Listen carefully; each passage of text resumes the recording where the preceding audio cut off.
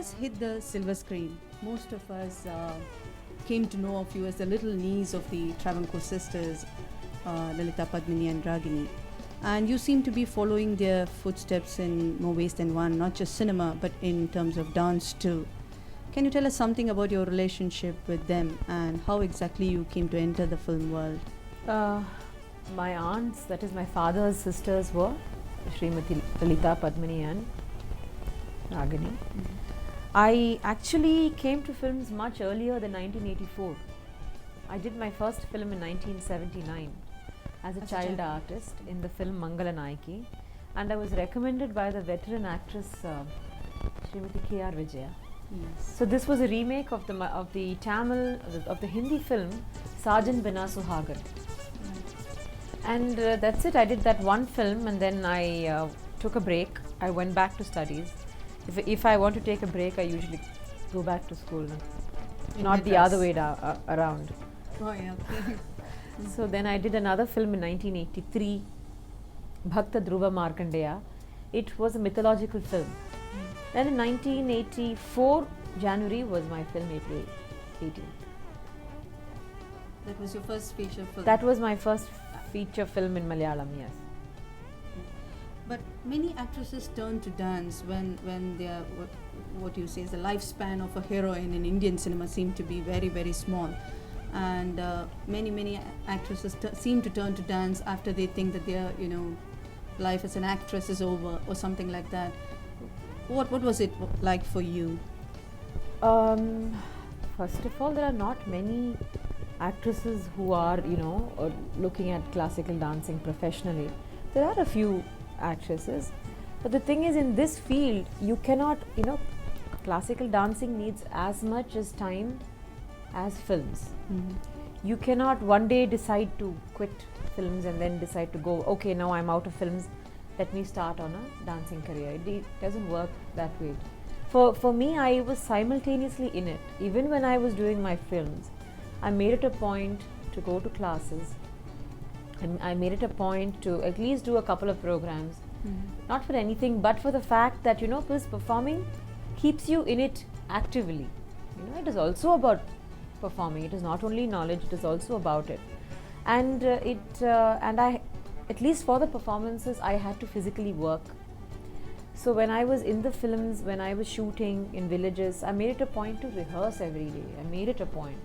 And you were a student of Srimati Chitra Vishweshwaran? I am a student of Srimati Chitra Vishweshwaran. I had learnt dance from her for, I think, over 15 years. And we still, I still keep in touch. Can you tell us something about the particular style of dancing that Chitra Vishweshwaran has and which you have picked up? See, every style, every artist who contributes to dancing, Bharatanatyam or any classical form is a very individualistic style. When you learn from a guru, you are taught certain things. You are taught a style of dancing. You are taught her style of dancing. You are taught her approach to dancing, and this. But then after that, it is up to you to use those thoughts and to create a style of your own. In that way, in that trend, like they say in Tamil, that vasana has to be there, maybe not the vari. So she learned from her gurus, but she adapted all her thoughts and she made it a form that would suit her physical body and her her mental attitude. And it reflects, the dance always reflects the individual character.